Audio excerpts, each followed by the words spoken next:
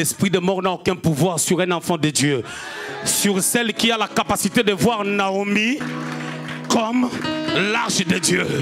L'arche était peut-être en fer, embellie avec de l'or, mais cette arche-là est en train de transporter Christ, une préfiguration. Jésus, notre sauveur unique. Il n'y a pas d'autre. Il est le chemin, la vie et la vérité. Avec lui, nous ferons des exploits. Sans lui, nous ne pouvons rien faire. Il est le sauveur de l'humanité. Il est le tout-puissant. Il est la vérité qui nous amène à la gloire, à connaître le Père. Il est le glorieux sauveur. J'étais en train de dire ceci. Il y a un Dieu puissant qui est capable de changer. Ce Dieu-là, c'est Jésus. Ce Dieu-là, ce n'est pas ce que toi tu connais. Ce Dieu-là, ce n'est pas exaucé. Ce Dieu-là, ce n'est pas ton Père. Ce Dieu-là, ce n'est pas ta mentalité. Ce Dieu-là, c'est Jésus. Lorsque tu les reçois, la Bible déclare à tous ceux qui l'ont reçu, à tous ceux qui croient à son nom, il les a donné le privilège de devenir enfants de Dieu. Quand tu es enfant de Dieu, les parents de ce monde, vous êtes en train de s'inquiéter pour vos enfants maintenant. Et combien Dieu ne s'inquiète pas pour nous? On va reprendre notre texte qu'on avait pris il y a quelques temps en arrière. Luc au chapitre 4.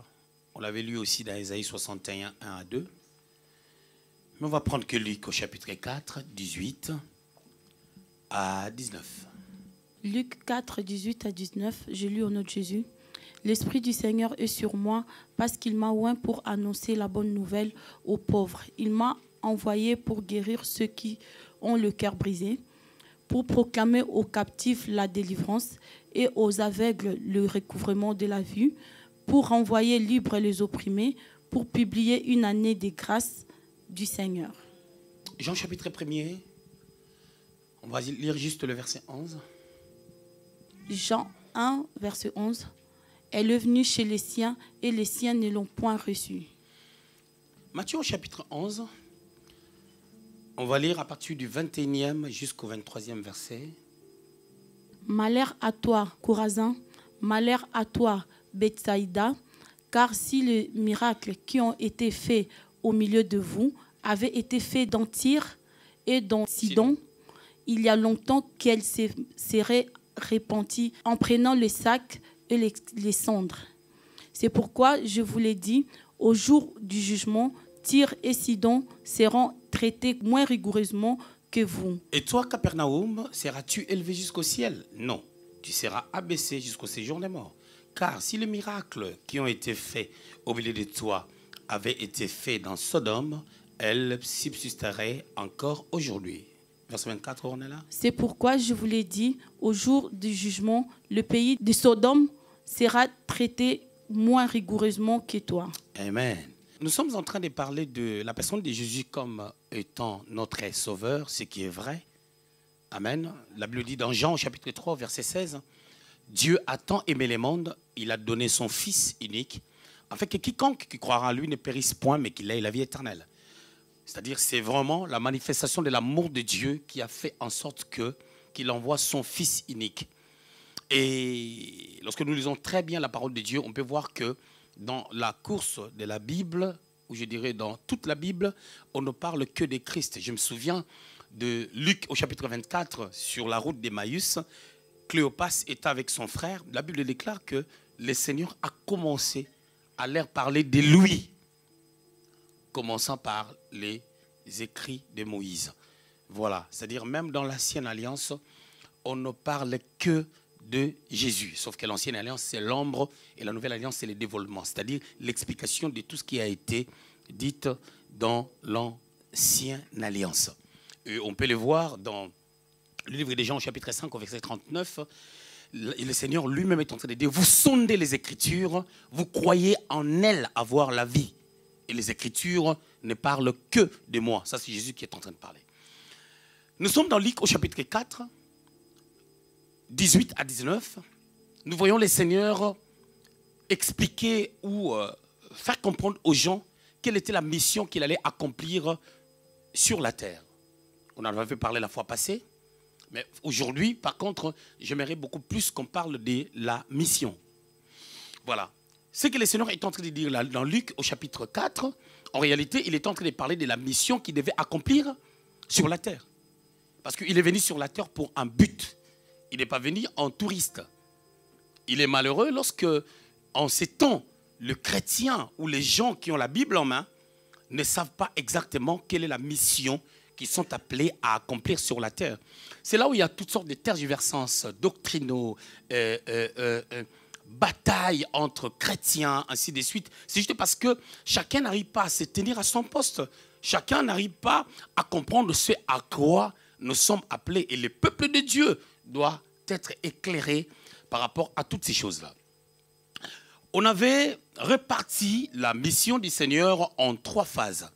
On avait parlé premièrement, on avait dit que la Bible déclare dans Luc au chapitre 4, à partir du verset 18 à 19, il a dit « L'Esprit du Seigneur est sur moi, il m'a oint, d'abord pour apporter la bonne nouvelle aux pauvres. » Il y avait un aspect de l'apport de la bonne nouvelle et tout était centré sur la bonne nouvelle.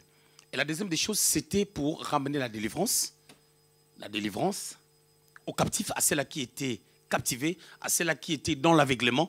Et toutes ces personnes-là devaient connaître la délivrance. Mais on ne peut pas aller à la deuxième étape qui était rattachée à la puissance de la délivrance si d'abord la parole n'est pas annoncée ou si tout n'a pas pour centre la parole de Dieu. Et troisièmement, il a parlé de la proclamation d'une année de grâce. Un temps de la grâce. J'avais parlé d'un temps de la grâce, d'une dispensation de la grâce. Parlant en termes de dispensation, les dispensations sur le plan doctrinal, il y en a 7. Là, nous sommes à la 6e dispensation qui a commencé depuis les jours de la Pentecôte. La 6e dispensation inaugure aussi la venue du Saint-Esprit et les mouvements de l'Église. Parce qu'avant la Pentecôte, l'Église n'existait pas encore. Si on regarde Israël, Israël n'est pas Église, mais par Israël, par les regards qu'on peut avoir sur Israël, on peut comprendre comment est-ce que Dieu marche avec les hommes et comment est-ce que Dieu établit les alliances avec les hommes. Il y a une affaire de la mission. Chaque personne ici sur la terre doit savoir, je suis appelé à faire quoi? Quelle est ma mission?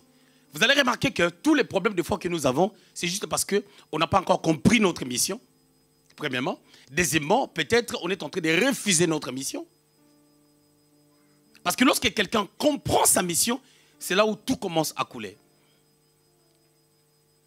Lorsque nous parlons de la mission, du latin, on parle de missio, missioni, c'est-à-dire ce que l'homme est appelé à faire d'une manière simple.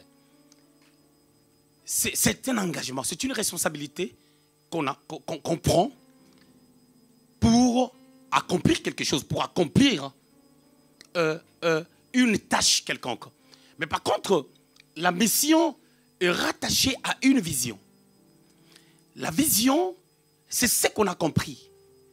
La mission, c'est ce qu'on doit faire. Les deux marchent ensemble. Tu ne peux pas accomplir une mission sans avoir la vision. Je crois le 31 décembre, j'avais parlé de la vision. La vision, c'est la compréhension de la mission. C'est qu'on a compris, c'est qu'on a saisi de la part de celui qui t'a conféré une mission, d'une manière générale, pour ne pas encore parler de Dieu. Et la mission maintenant, lorsque cette vision rentre en œuvre, lorsqu'on commence à les mettre en place, c'est comme un architecte qui conçoit un plan. C'est une vision. Et lorsque maintenant les maçons commencent à construire, c'est là où maintenant ils sont en train d'accomplir cette mission qui était d'abord sur un plan. On est bien d'accord? Alors, Jésus-Christ, notre sauveur, n'est pas seulement notre sauveur, il est aussi notre modèle.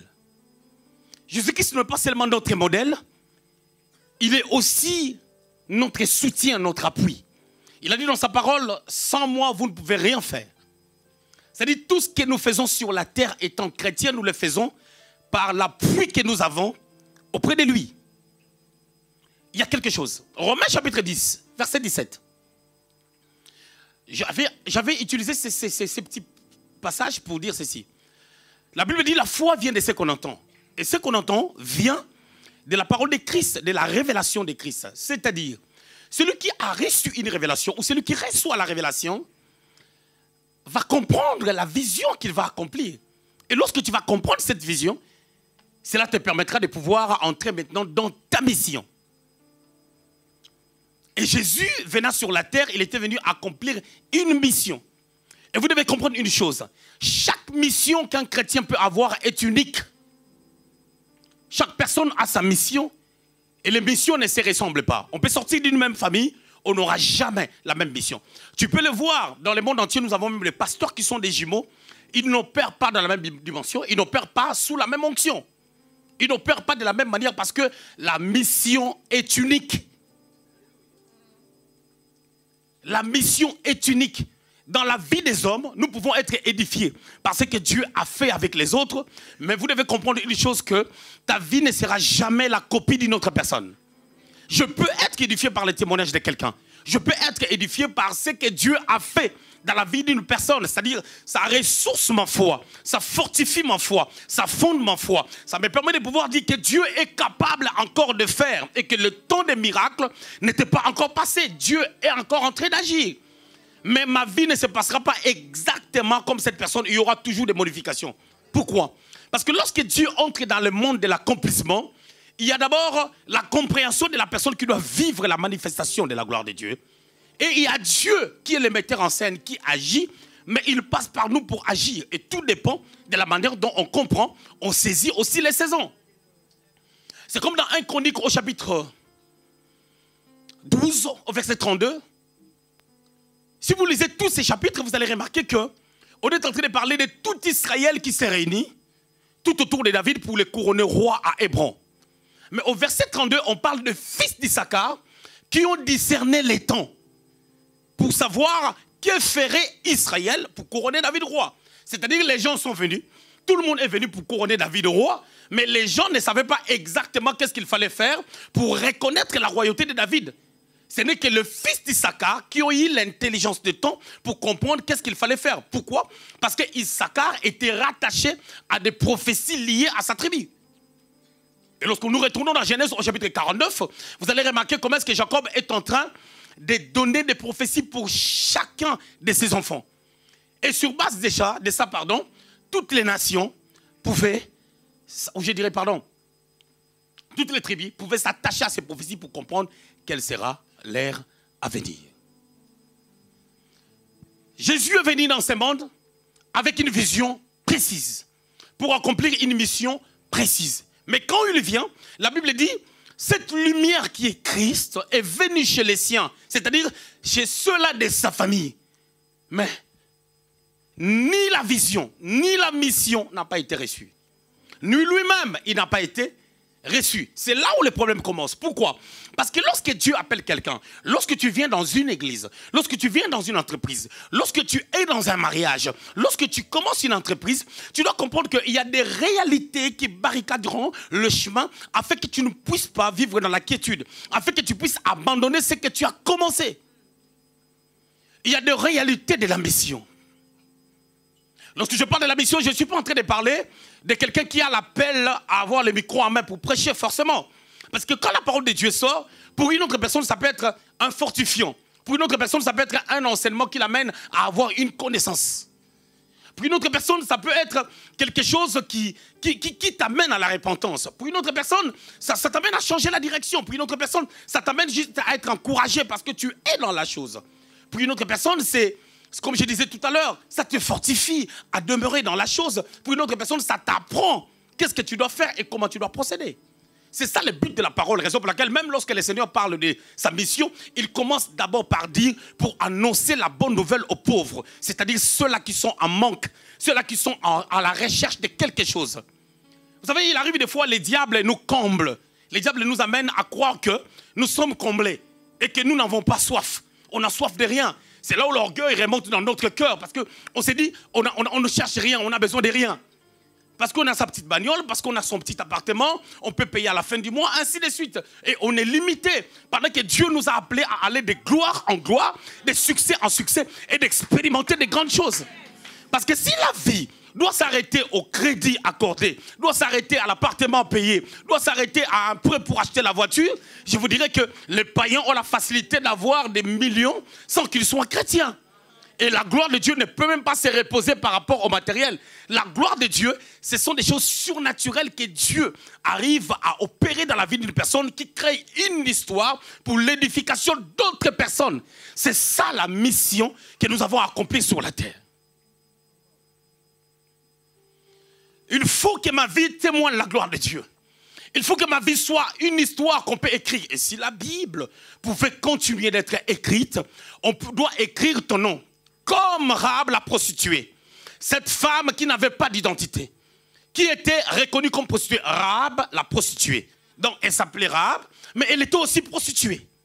Donc cette identité était collée à elle. Mais cette femme-là, sa vie avait changé. Non seulement sa vie avait changé, elle a été une personne qui devait changer aussi la vie des autres. Parce que lorsque Israël est arrivé pour posséder maintenant la ville de Jéricho, non seulement elle était sauvée, mais toute sa famille était sauvée à cause de la foi qu'elle a pu manifester.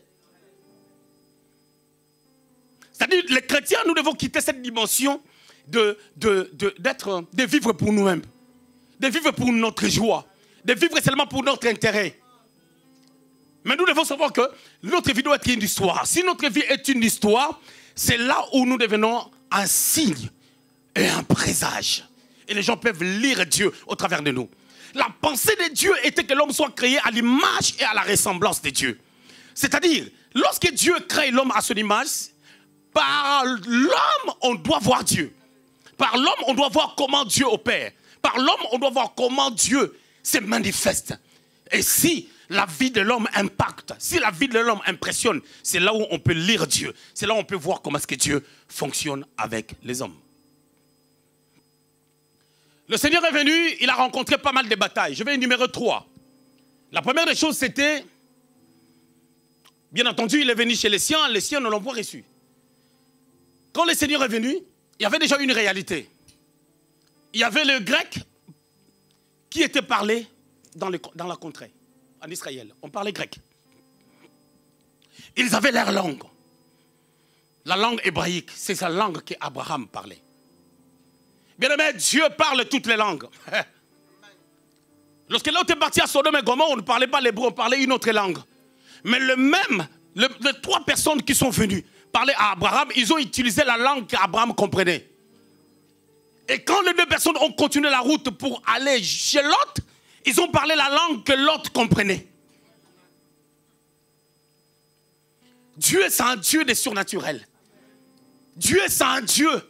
C'est-à-dire, quand j'ai dit que Dieu parle, Dieu entend ta petite langue, je voulais seulement dire que Dieu connaît les problèmes vraiment qui te dérangent. Ouais. Le grec était parlé dans le pays. Pourquoi? C'est juste à cause de l'influence grecque sur base de la prophétie ou de l'explication du songe de Nabuchodonosor, la vision de Nabuchodonosor. L'empire grec devait venir avant les Romains. Et au temps de Jésus, c'était les Romains qui régnaient. Et au temps du Seigneur, c'est vrai, ce sont les Romains qui régnaient. Le pire, c'est quoi? Même Luxembourg était une forteresse romaine, autrefois. Pourquoi? Parce que les Romains étaient en train de se battre pour devenir une puissance mondiale. La force, le pouvoir et la puissance shiftent ou changent de personne à une autre, d'un État à un autre, sur base de l'influence culturelle, sur base de l'influence des mentalités, sur base de l'influence de changement. Autrefois, dans les temps anciens, lorsqu'il y avait la famine dans le monde entier, les gens accouraient en Égypte. Dans Genèse au chapitre 12, on peut remarquer très bien qu'il y avait la famine. Là où Abraham s'est installé selon la parole de l'Éternel. Et quand il y avait la famine, Abraham est parti en Égypte. Au temps d'Isaac, pareil. Dieu dit à Isaac dans Genèse 26, il dit, reste ici chez les Philistins. Parce qu'il voulait aller aussi en Égypte. Et il était même allé en Égypte, c'est là où il était parti mentir même. Donc, au temps de Joseph, la même chose s'est passée. Il y avait la famine. Et Jacob a envoyé ses enfants en Égypte. Et c'est Joseph qui est en train de gouverner. L'Égypte était la grande puissance. La Bible déclare, dans Actes des Apôtres au chapitre 7, que Moïse a grandi selon la science égyptienne. Et on dit que c'est en Égypte que l'algèbre a commencé. C'est-à-dire quand on parle des accolades, quand on parle de l'ensemble vide, ainsi de suite, ça a commencé, l'algèbre a commencé en Égypte. Et en Égypte, il y avait des personnes très intelligentes. Vous allez remarquer que Jacob, quand il mourait, il dit qu'on puisse amener ses os là où on avait enterré ses pères. Parce que en Égypte, ils avaient la capacité de conserver le corps en tant que tel, parce qu'on embaumait bien là-bas. C'est là où on parlait des momies. Le cadavre embaumé. Ces gens ont développé des capacités intellectuelles sans Dieu. Et il est malheureux lorsque les chrétiens peuvent se présenter comme des brutes. Lorsque les chrétiens peuvent se présenter comme des personnes qui n'ont pas l'intelligence qui vient de Dieu. Et c'est très malheureux. Raison pour laquelle l'enseignement, c'est quelque chose de très très important. Tu peux regarder quelqu'un, tu dis, cette personne a beaucoup de capacités, mais pourquoi elle n'arrive pas à réussir jusqu'à cet âge? Parce qu'il y a des choses à apprendre, il y a des choses à mettre en pratique pour que nous puissions réussir. Dans chaque chose que tu voudras faire dans la vie, dans chaque endroit que tu mettras tes pieds, il y aura une barrière. Il y aura soit la mentalité des Grecs, soit la mentalité romaine. Jésus avait rencontré cela. On parlait les Grecs. Si on parlait les Grecs, c'est que les Grecs avaient laissé leur empreinte dans la nation. Et vous le savez très bien que c'était les Romains qui dirigeaient. Mais quand les Romains dirigeaient, il n'y avait pas un seul roi qui régnait sur tout Israël. Vers Césarée, il y avait Philippe le tétrarque qui était en train de diriger. Pendant que, en Judée, c'était Hérode qui dirigeait. Et Pilate aussi, il était gouverneur de la Judée, il avait son pouvoir. La preuve est que quand on avait arrêté les seigneurs, on l'a amené chez Hérode, après on l'a amené chez Pilate, parce que Pilate, étant gouverneur de sa ville, avait un mot à dire si on peut l'incarcérer ou on peut le laisser. Le pouvoir était un peu départagé. Daniel l'a dit dans Daniel le chapitre 2, le livre de Daniel l'a dit, dans les songes de Nabuchodonosor, qu'ils auront des alliances humaines.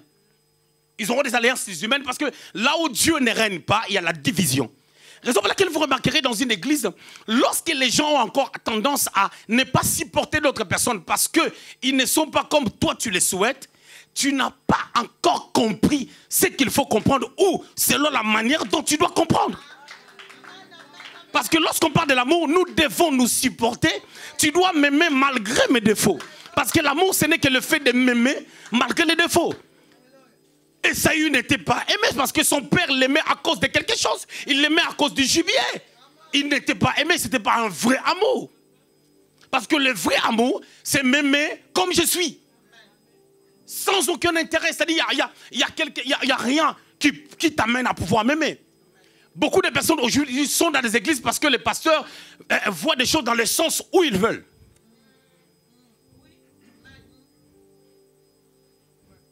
Beaucoup des églises sont vides parce que le pasteur est tellement dans la vérité. Et dans cette contrée-là, les gens ont une forme d'incrédulité. Et tu verras, les pasteurs, ils se fatiguent, ils retournent chercher son travail, il abandonne même l'église, il prend l'église, il amène ça à la maison. Or, s'il persévère, si l'œuvre vient du Seigneur, ça va demeurer.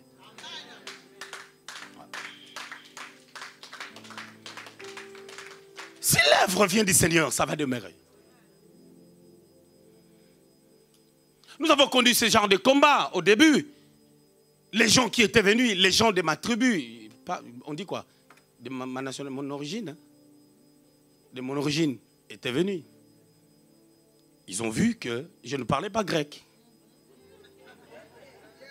Ils ont vu que je ne parlais pas grec. Ils ont dit, oh, il n'aime même pas parler lingala. Il parle toujours français, il se croit. Il croit que lui, il dépasse tout le monde. Tu lui poses la question à lingala, il te répond en français. Bien, mais dans ce travail, je vis des gens. Tu es là, tu finis de prêcher. Quelqu'un vient te voir. Un bon Congolais. Il vient te voir. Il te dit, oh, pastandine. C'est-à-dire, hein? Pasteur, comment tu vas? Pasteur, comment tu vas?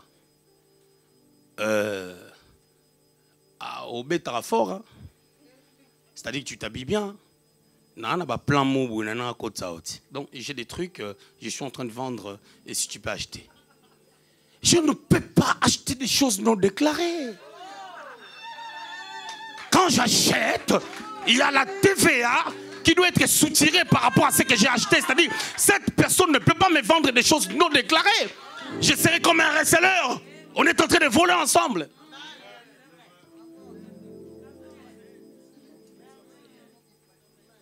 Je ne peux pas acheter des choses qui tombent dessus. Les choses qui ne sont pas déclarées, je dois acheter quelque chose dans un magasin. Pas quelqu'un qui vient en Chine comme ça, il est descendu en Portugal, de Portugal, il a pris le combi et le train, et puis il a commencé à entrer d'une manière clandestine, et puis jusqu'à ce qu'il se retrouve à Paris ou au Luxembourg. Après, on arrive là et puis on vend, on bouge ça comme ça. Un chrétien, tu ne peux pas réussir avec des commerces non déclarés. Si tu as les dons de faire les commerces et que c'est dans ta famille, tu dois te faire déclarer, tu dois faire une boutique, avoir un numéro de TVA et Dieu va te bénir. Et quand tu continues à voler l'État, tes affaires ne peuvent pas prospérer. Raison pour laquelle vous remarquerez, beaucoup de personnes d'origine africaine font des services traiteurs en Europe. Mais je vais vous donner même un conseil, arrêtez de mettre ça sur Internet, on va t'arrêter parce que tu n'as pas le numéro de TVA. Si on cherche bien, on peut t'arrêter. Il faut que tu arrêtes de mettre ça. Raison pour laquelle tu as reçu des prophéties, tu ne peux pas prospérer. Pourquoi? Parce que ce n'est pas déclaré.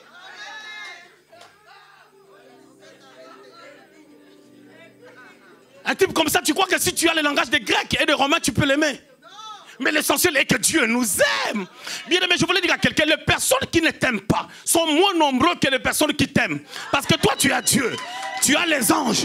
Tu as des personnes que tu ne connais pas qui apprécient tes photos, qui t'aiment de loin, qui aiment tout ce que tu fais, malgré qu'ils ne disent rien. Mais ces gens-là t'aiment.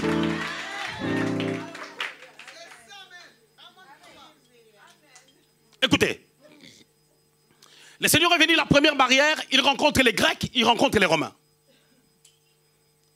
Les Romains, avec leur mentalité, ils étaient en train de se battre pour être la puissance mondiale, selon ce que Nabuchodonosor avait vu dans son songe, qu'il n'a pas compris, que Daniel avait expliqué. Maintenant, ces forces étaient là. Matthieu, au chapitre 2, vous allez remarquer que les mages sont arrivés à Jérusalem pour adorer le Fils de Dieu. Quand les mages sont arrivés, Hérode a appris. Hérode a appris que le Fils de Dieu venait de naître. Bien aimé, il arrive des fois que le diable ne sache pas que le Fils de Dieu est déjà né. Mais le diable est en train d'attendre quel jour il naîtra. Mais le Fils de Dieu est déjà né. Le diable n'est pas au courant. Parce que Hérode a été mis au courant parce que les mages ont cherché à pouvoir avoir l'information sur l'adresse exacte. C'est là où Hérode savait.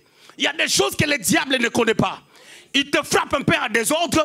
Ta peur maintenant va l'amener à pouvoir avancer. Quand il comprend que toi tu as peur, parce que celui qui a peur, c'est celui qui n'a rien de conçu.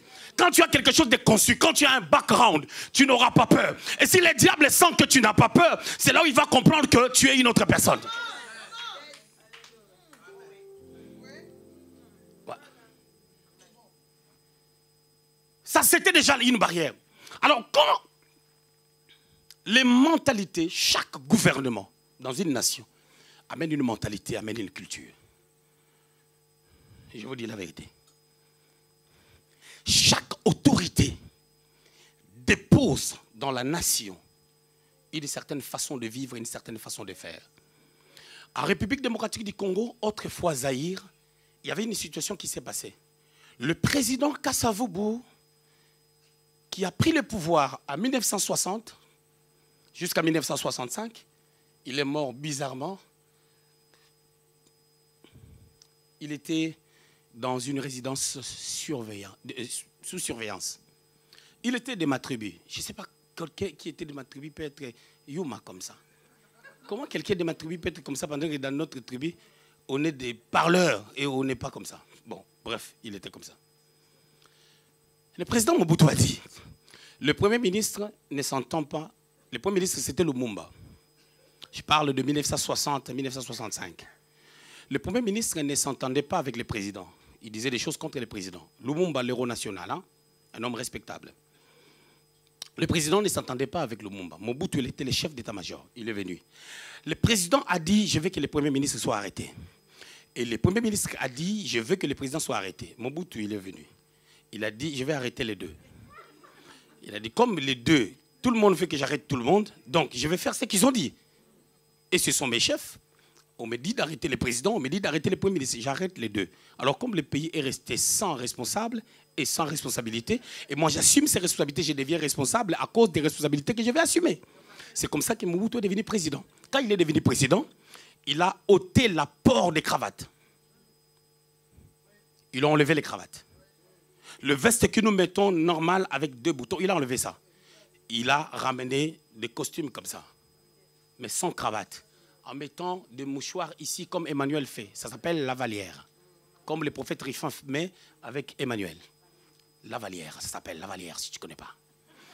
Alors c'est le président Mobutu qui a amené ça. Il a pris le pouvoir en 1965. Et depuis qu'il a pris le pouvoir, jusqu'à ce qu'il était parti, il a imposé cette culture. Personne ne pouvait mettre la cravate, sinon tu pars en prison. C'est un peu ce mouvement qui est en train de régner au temps où Christ a amené l'évangile. Sachant que ça faisait 5 siècles à peu près où il n'y avait pas de prophète depuis Malachie jusqu'à Jean-Baptiste. Et l'absence déjà du prophétique amène déjà l'égarement parce que le prophétique, c'est la voie excellente, c'est la voie par excellence que Dieu utilise pour communiquer avec son peuple, pour montrer la direction à son peuple, pour shifter, changer la mentalité ou s'imprégner dans la vie de son peuple. Il n'y avait pas de prophètes. Et quand il n'y a pas de prophètes, le mal avance. Raison pour laquelle, dans une nation où on refuse le prophétique, la nation a des problèmes contre Dieu déjà. Pourquoi? Parce que quand on refuse le prophétique, on est en train de faire avancer le royaume des ténèbres. C'est ce que nous voyons dans toute l'Europe. On ne reconnaît pas. Quand tu dis que tu es prophète, tu as un problème. Si tu dis que tu es pasteur, tu es bien reçu. La pastorale, c'est une bonne chose. Je ne suis pas contre ça. La pastorale nous aide à pouvoir faire asseoir ce que nous avions commencé de faire. Mais le prophétique nous amène à pouvoir comprendre déjà là où nous allons et comment faire les choses. Alors, qu'est-ce qui se passe? On s'oppose directement au prophétique. C'est un système qui fait en sorte qu'en Europe, on parle grec, on parle romain et le prophétique est éteint. C'est dans cette atmosphère que Jésus est venu trouver des choses. C'est pour ça que ce jour-là, quand il a dit l'Esprit du Seigneur est sur moi, tout de suite, on voulait les tuer, avant les temps. Bien aimé, toutes les personnes qui voudront te tuer avant les temps, ça ne marchera pas. Parce qu'aucune puissance de l'ennemi ne peut avoir de l'emprise sur ton mariage, sur ta vie, sur tes enfants, sur ta progéniture, sur ta prospérité. Jamais. Parce que Dieu ne peut pas le permettre. Parce que si Dieu ne permet pas, rien ne va se faire. Et Dieu dit... Il connaît les projets qu'il a formés sur toi. La bataille déjà des cultures. Ces gens sont en train de dire qu'il amène quelque chose qui n'existait pas. Et ce combat a continué même au temps des apôtres. Ils ont dit qu'ils sont en train d'amener quelque chose. Ils parlent de cet homme-là, c'est de Jésus.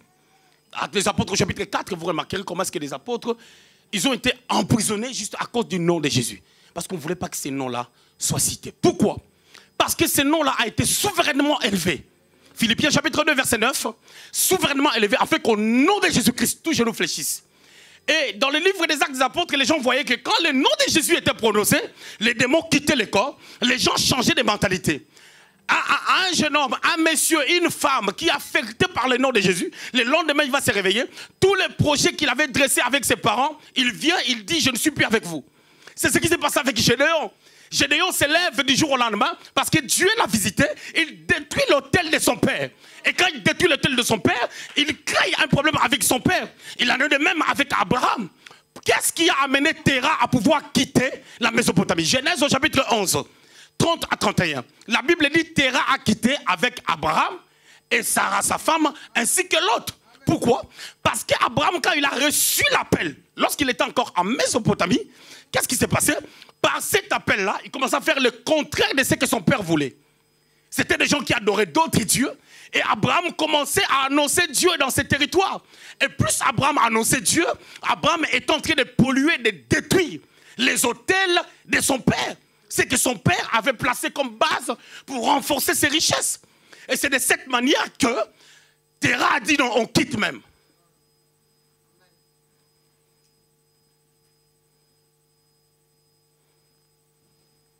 Quand tu deviens chrétien, tu deviens une force. Tu deviens une puissance qui fait peur à l'ennemi. Mais des fois, on est inconscient. Ça se manifeste par la jalousie. Ça se manifeste par des choses qu'on dit sur toi. Mais les gens... Tu as déjà vu? 2 équipes jouent. C'est toujours comme ça.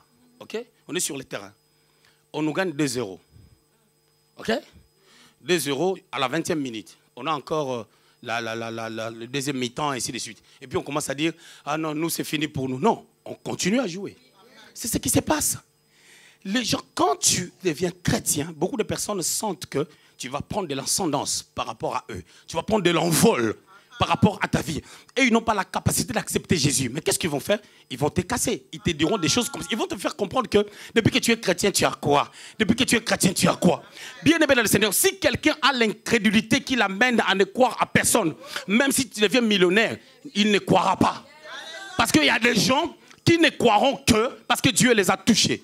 Il y a des gens qui croiront parce que ta vie est bénie. Il y a d'autres personnes qui croiront. Tout le monde ne croira pas de la même manière. Raison pour laquelle tu ne dois pas rester sur les paroles qui sortent de la bouche des gens. Parce que dans la bouche de l'homme qui n'a pas Dieu, il n'y a que les œuvres de son père qui est le diable. Or, le diable, c'est le père des mensonges. Nous ne pouvons pas connaître la vérité au travers du diable. C'est pour cela que vous remarquerez, même dans des séances de délivrance, c'est malheureux. On pose la question à un démoniaque, à quelqu'un qui est possédé. Et tu viens d'où? Tu as laissé ta sorcellerie où? Quel est ton nom? Mais c'est le diable. Le diable est le père des mensonges. Il ne peut pas nous donner la direction. Marc au chapitre 5. Si Jésus avait posé la question au démoniaque de Gadare, quel est ton nom? En Jésus, il y a une vie, il y a une vérité que nous n'avons même pas. Parce que Jésus est Dieu. Même les démons savaient que c'est lui le Fils de Dieu. La preuve est que quand Jésus s'approchait, les démoniaques a dit, qu'y a-t-il entre toi et nous? On savait que c'est le Fils de Dieu. Alors quand il le demandait, c'était un enseignement que Jésus voulait donner. Il voulait dire que les démons peuvent être en grand nombre ou en petit nombre. Il y a des démons territoriaux, il y a des démons qui possèdent l'esprit des gens. Quand tu n'es pas chrétien, bien entendu. Les cas du démoniaque de Gadare. Mais ce n'était pas un enseignement pour nous dire qu'on pose des questions pour savoir si les démons viennent d'où, s'il a laissé la sorcellerie dehors. Je ferme cette parenthèse. Donc la bataille de mentalité. La bataille de mentalité ne se règle que par des agissements, pas par des débats. Jésus avait son auditoire. Lorsqu'il commençait à prêcher, il ne forçait pas aux gens de le suivre. Lui, il prêchait, les gens commençaient à le suivre. Mais qu'est-ce que les gens font? Toi, tu as une autre mentalité qui commence à changer en toi. Ok? Mais les gens ont d'autres mentalités. Tu perds le temps à faire des débats avec eux. Écoutez, nous dans notre église, c'est ci, nous c'est là. Mais tu perds le temps. La foi vient de ce qu'on entend. Il y a d'autres choses que tu entendras, ça va commencer à t'amener à réfléchir d'une manière négative. Jésus n'était pas là pour faire des débats avec ces gens. Il n'allait pas vers eux pour faire des débats. D'ailleurs, dans le verset qu'on a lu dans Luc au chapitre 4, quand il dit « L'Esprit du Seigneur est sur moi », c'est un serviteur qui lui a donné les livres pour qu'il lise. Ce n'est pas lui qui avait demandé « Donnez-moi les livres pour lire ». Vous comprenez un peu la différence? La bataille de mentalité n'est gagnée que par des actes que tu poses, par ce que tu fais. Ce que tu fais, lorsque ça réussit, les gens vont dire non, certainement cette personne était vraiment avec Dieu. Ça prend le temps. Ça n'arrive pas du jour au lendemain. Il faut d'abord que tu évites de calculer tous les nombres d'années où tu as été chrétien jusqu'à aujourd'hui, où tu n'as rien. Parce que le nombre de fois où tu t'es égaré, tu ne les comptes pas. Hein. Toi, tu comptes seulement les promesses de Dieu qui ne sont pas accomplies. Pendant que tu n'as jamais resté attaché à Dieu pendant une année.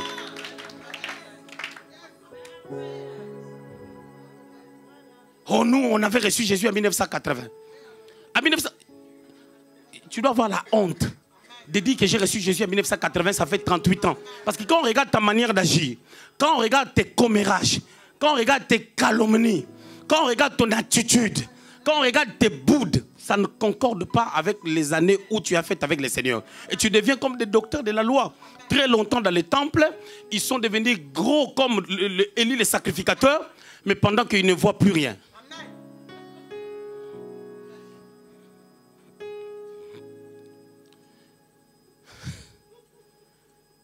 Le mentalité.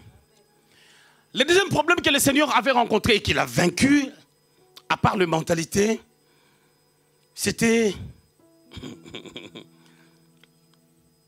la force du judaïsme avec un sacerdoce complètement égaré. Vous savez, à ce temps, il y avait des pharisiens, des sadducéens, il y avait des scribes, des docteurs de la loi, il y avait des barbares qui parlaient une langue inarticulée, des pensées complètement égarées, ayant des croyances qui ne cadrent même pas la révélation et la pensée de Dieu. Vous savez, je vous avais dit tout à l'heure que lorsqu'il y a une mauvaise mentalité qui s'installe au travers des dirigeants, automatiquement, le prophétique va s'éloigner de nous. Quand le prophétique va s'éloigner de nous, il y aura l'égarement. Et les gens étaient dans l'égarement. Or, l'égarement qu'on pouvait voir en Israël à ces temps, ça a été déjà prophétisé dans les temps anciens. 1 Samuel chapitre 2, 30 à 31. Est-ce qu'on peut lire ça? Peps? C'est pourquoi ce que dit l'Éternel, le Dieu d'Israël, j'avais déclaré que ta maison et la maison de ton père marcheraient devant moi à perpétuité.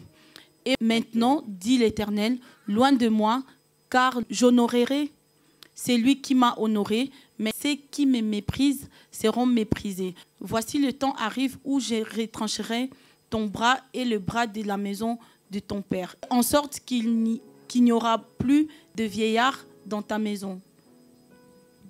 Là, nous voyons, Dieu parlait. Il y a un homme qui a amené le prophétique. Dans ces chapitres, tout de suite, ces chapitres ils commencent par... on est en train d'expliquer l'attitude des enfants de l'île des sacrificateurs qui ne craignaient pas Dieu, qui méprisaient les offrandes de l'Éternel. Et plus encore, ils couchaient avec les femmes devant la tente d'assignation. Alors Dieu avait pris une décision. Il envoie un serviteur. Le nom n'est pas cité. Vous pouvez comprendre que Dieu peut se servir de toi même dans l'ombre. Oh my God. Bien aimé dans le Seigneur, il y a des gens qui peuvent jouer un rôle très important au sein des églises sans pour autant qu'ils s'affichent. Les gens aujourd'hui dans les églises, ils aiment la renommée. Qu'on cite aussi mon nom, mais il y a des gens qui peuvent faire un travail consistant. Les hommes ne voient pas, mais Dieu voit. Et ce travail peut impacter d'une manière particulière. Et un serviteur est venu. Le nom n'est pas conduit. Il a donné un message exact. Il les a dit que Dieu avait choisi la maison de ton père. Il parlait à Élie, parce que Élie était descendant d'Aaron. Et Dieu avait dit à Moïse qu'il a choisi la famille d'Aaron afin que ça soit à la sacrificature. Et là maintenant, nous voyons que la sacrificature d'Aaron est en train de tomber. Bien avant, au temps d'Élie, les sacrificateurs, pour être remplacé par la sacrificature de Christ, comme souverain sacrificateur selon l'ordre de Melchisedec. Hébreux, au chapitre 7. La Bible dit que Melchisedec demeure sacrificateur à perpétuité. Il prend la place d'Aaron, parce que la sacrificature d'Aaron était imparfaite. Mais nous voyons au temps d'Élie, à cause du péché, à cause de l'égarement, cette sacrificature a tombé. Et nous voyons au temps de Christ comment est-ce que les gens qui étaient censés être des sacrificateurs, ramener le peuple auprès de Dieu, n'étaient plus dans la volonté du Seigneur. C'est à ce temps que le Seigneur est venu. Un vrai leader, un grand leader, est celui qui prend le peuple. Dans la dimension sacerdotale, tu prends le peuple qui est dans l'égarement, tu les prends, tu les amènes vers Dieu. Sur le plan prophétique, tu prends Dieu.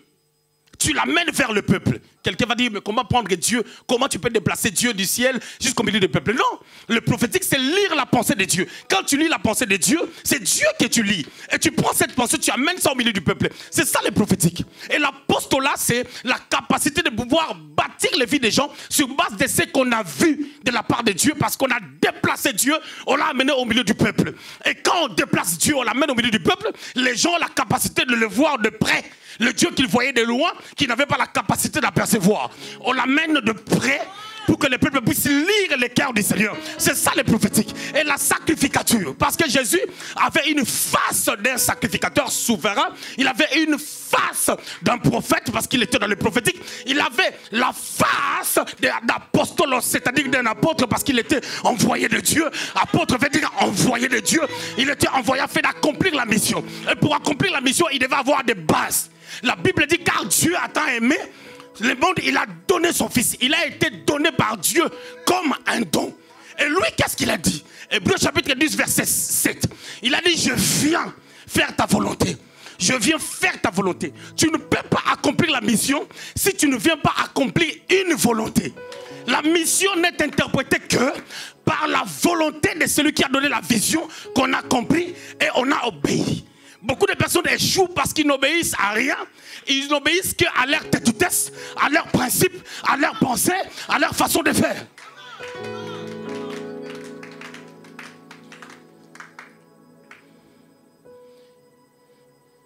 Noah, l'enfant de la petite sœur de Cynthia, il était petit, il avait peut-être 9 ans, je ne sais pas. Je prophétise sur lui que non, je te vois comme un médecin. Je reviens encore, je prophétise sur lui que tu seras un footballeur professionnel. Quelqu'un veut dire que c'est contradictoire. Non. Il y a un premier regard. Il y a un deuxième regard. Le prophétique évolue. Dieu a dit à Moïse, va libérer mon peuple. Mais Moïse ne savait pas qu'il va rencontrer toutes les barrières devant. Et Dieu lui a dit, amène-le à Cana. Mais Dieu ne lui a pas parlé du sacerdoce. Dieu ne lui a pas parlé du tabernacle. Dieu ne lui a pas parlé des 40 jours dans la montagne. Dieu ne lui a pas parlé de toutes ces choses-là. Mais quand Moïse est en train de le vivre, il pouvait dire que non, je suis en train d'apprendre à connaître un autre Dieu. Il ne connaissait pas un autre Dieu, mais il est en train de découvrir la profondeur de la mission. Dans la profondeur de la mission, il y a l'évolution. Raison pour laquelle, lorsque Dieu nous appelle, nous devons avoir un Jonathan. Et toi, David, tu dois comprendre que Jonathan te dira des choses. C'est ce Jonathan qui t'avait donné ses vêtements, comme si tu deviendras roi demain. C'est le même Jonathan qui va te dire, fuis parce que mon père veut te tuer. Jonathan n'est pas en train de te dire que Dieu ne te protège pas, mais il te dit que la sagesse, oh brata pruka sabra, la sagesse a la capacité au-delà du prophétique. Vous savez, beaucoup de personnes qui ont le don de prophétiser, ils échouent dans leur vie parce que c'est vrai, ils voient, mais ils n'ont pas la sagesse de bâtir. Parce que quand on voit, des fois on voit de trop. Il faut savoir, on commence par où? Ça, c'est l'onction prophétique qui agit. Parce que la vie ne s'arrête pas en voyant.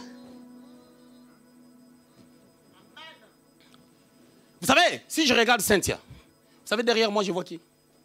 Je vois toutes les personnes qui sont derrière Cynthia. Mais si j'ai l'objectif de regarder Cynthia, je vois même Fidèle. Je vois Hermanis. Je vois toutes les personnes qui sont derrière Cynthia. Mais moi, mon objectif, c'est de voir. Dans le prophétique, quand tu cherches à voir Dieu, il est tellement grand, tu verras beaucoup. Et quand tu verras beaucoup, tu dois cibler ce que Dieu veut que tu vois.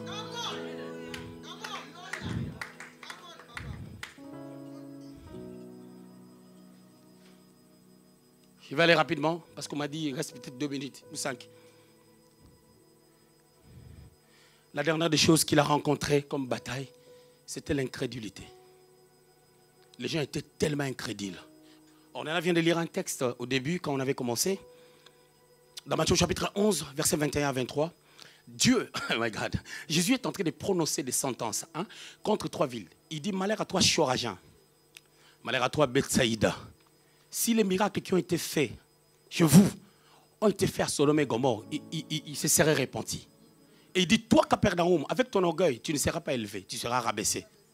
C'est pour cela que vous remarquerez, dans Marc au chapitre 5, il y avait un homme qui s'appelait Jairus, qui est venu demander au Seigneur la guérison de sa fille, de 12 ans, je crois. Et en chemin, quand le Seigneur partait chez Jairus, la femme à la perte de sang a arrêté le Seigneur. Jairus, selon l'histoire, il était le chef de la synagogue de Capernaum. Jairus a eu la capacité de faire retourner Jésus à Capernaum pendant que Jésus avait pris la décision de ne plus entrer dans ces villes. Vous avez déjà lu dans la Bible où le Seigneur veut prier pour un aveugle, il le sort de la ville. Mais le même Jésus, dans Marc chapitre 5, il délivre le Gadarénien, le démoniaque de Gadar, il lui dit de retourner dans sa ville. Parce que là-bas, ce n'était pas Israël, l'évangile devait entrer de l'autre côté. Mais les villes qui étaient incrédules, qui n'ont pas reçu l'évangile, le Seigneur ne voulait plus retourner là-bas. Quand un pasteur n'a plus de conseils à te donner, quand ton père spirituel n'a plus de conseils à te donner, il ne peut plus te reprendre sévèrement, c'est que tu as un problème. Et un gros problème. Parce que vous savez, nous avons des gens, on a la liberté. Je fais des fois des petits tests à Eric. Des fois, je lui fais un truc, tout. Je lui pose la question.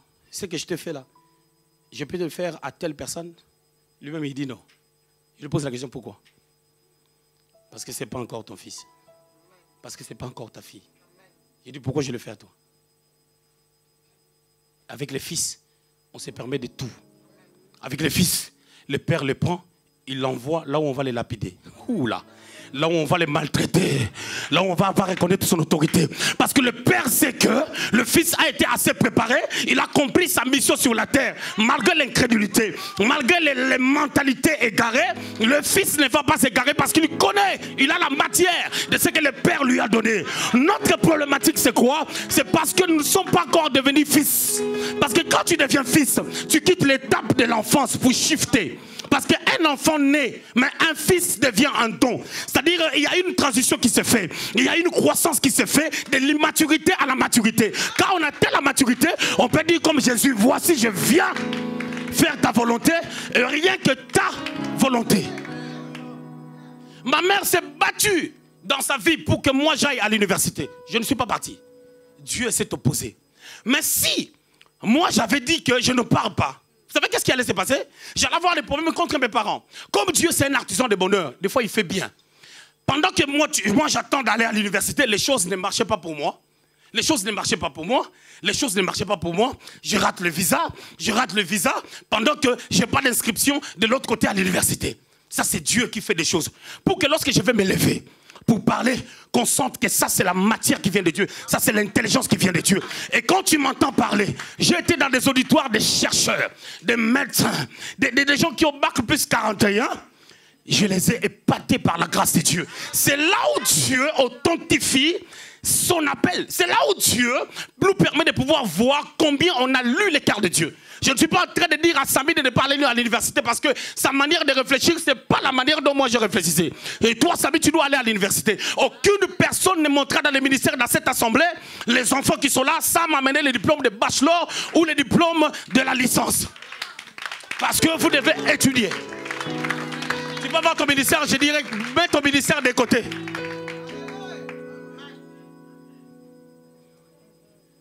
À moins que le Seigneur nous parle 14 fois. Alors, quand vous voyez tout ce que le Seigneur a pu affronter dans sa vie, on peut s'imaginer qu'il a dit, un disciple n'est pas plus grand que. Voilà, il faut que le maître vive, les disciples vivent ce que le maître a vécu. Et nous devons regarder à Jésus, regarder ses batailles, regarder les réalités de sa vie. Ça doit nous permettre d'activer la foi. Ça va nous amener à être assez préparés. Quand tu comprends ces choses, tu vas comprendre, ça, Dieu ne m'a pas encore donné ça parce que ma préparation n'est pas encore finie. Tu vivras en paix. La paix se gagne par la compréhension de la vie que tu as. Même ton mariage là qui a des problèmes, ça connaîtra la paix. Parce que pour qu'on te donne la valeur qu'il faut, ou dans ton couple, tu es une femme, tu dis un mot, le mari exécute. Il faut que tu aies une valeur qu'il faut. Comme moi, ma femme m'a dit, je suis fatiguée, je dois aller me reposer. Et je dois aller me reposer parce qu'elle est fatiguée. Parce que les gens viennent chez moi. Tu verras même quelqu'un, il peut amener même les bois. Il veut seulement faire un tour chez moi. Pour faire un tour, il amène même un truc. Je suis venu déposer ça. Ah, mais papa, ça devait attendre, non? Mais quand ma femme dit, je me déplace, moi j'exécute. Mais si tu es n'importe quelle femme, je ne vais pas exécuter. Mais vous voulez, oh non, moi Dieu m'avait dit, je vais me marier. Cet homme-là, il y a un homme qui me drague là, son visage, où là? C'est bien, mais est-ce que tu es une femme qu'on peut compter parmi les femmes de la Bible, comme Ruth, qui suit Naomi qui n'a rien? Naomi qui a tout perdu. Si c'était toi, tu vas dire, avec Naomi, a l'esprit de mort. Son mari est décédé, ses enfants sont décédés. Si je m'attache à Naomi, j'aurai l'esprit de mort. Tu as l'esprit de mort si toi tu veux l'esprit de mort. L'esprit de mort n'a aucun pouvoir sur un enfant de Dieu. Sur celle qui a la capacité de voir Naomi comme l'arche de Dieu. L'arche était peut-être en fer, embellie avec de l'or, mais cette arche-là est en train de transporter Christ, une préfiguration. Jésus, notre sauveur unique. Il n'y a pas d'autre. Il est le chemin, la vie et la vérité. Avec lui, nous ferons des exploits. Sans lui, nous ne pouvons rien faire. Il est le sauveur de l'humanité. Il est le tout-puissant. Il est la vérité qui nous amène à la gloire, à connaître le Père. Il est le glorieux sauveur. Son nom a été élevé au-dessus de tous les noms. Afin qu'au nom de Jésus, toujours nous fléchisse. Et que toute langue confesse qu'il est Seigneur. Il est le Dieu des miracles. Il allait de lieu en lieu faisant le bien. Il est celui qui a rencontré la veuve de Naïn, qui avait un seul enfant, qui était déjà mort. Mais lorsqu'il a rencontré le Fils unique de Dieu, le Fils unique l'a amené à la vie. Parce que cet enfant-là était annexé dans l'alliance d'Abraham pour être le fils d'Abraham en Jésus. J'étais en train de dire ceci. Il y a un Dieu puissant qui est capable de changer. Ce Dieu-là, c'est Jésus. Ce Dieu-là, ce n'est pas ce que toi tu connais. Ce Dieu-là, ce n'est pas exaucé. Ce Dieu-là, ce n'est pas ton père. Ce Dieu-là, ce n'est pas ta mentalité. Ce Dieu-là, c'est Jésus. Lorsque tu les reçois, la Bible déclare à tous ceux qui l'ont reçu, à tous ceux qui croient à son nom, il les a donné le privilège de devenir enfants de Dieu. Quand tu es enfant de Dieu, les parents de ce monde, vous êtes en train de s'inquiéter pour vos enfants maintenant. Et combien Dieu ne s'inquiète pas pour nous? C'est par ces notes que je finis. Que Dieu vous bénisse. L'esprit de mort n'a aucun pouvoir sur un enfant de Dieu. Sur celle qui a la capacité de voir Naomi comme l'arche de Dieu. L'arche était peut-être en fer, embellie avec de l'or, mais cette arche-là est en train de transporter Christ, une préfiguration. Jésus, notre sauveur unique. Il n'y a pas d'autre. Il est le chemin, la vie et la vérité. Avec lui, nous ferons des exploits. Sans lui, nous ne pouvons rien faire. Il est le sauveur de l'humanité. Il est le tout-puissant. Il est la vérité qui nous amène à la gloire, à connaître le Père. Il est le glorieux sauveur. J'étais en train de dire ceci. Il y a un Dieu puissant qui est capable de changer. Ce Dieu-là, c'est Jésus. Ce Dieu-là, ce n'est pas ce que toi tu connais. Ce Dieu-là, ce n'est pas exaucé. Ce Dieu-là, ce n'est pas ton Père. Ce Dieu-là, ce n'est pas ta mentalité. Ce Dieu-là, c'est Jésus. Lorsque tu les reçois, la Bible déclare à tous ceux qui l'ont reçu, à tous ceux qui croient à son nom, il les a donné le privilège de devenir enfants de Dieu. Quand tu es enfant de Dieu, les parents de ce monde, vous êtes en train de s'inquiéter pour vos enfants maintenant. Et combien Dieu ne s'inquiète pas pour nous?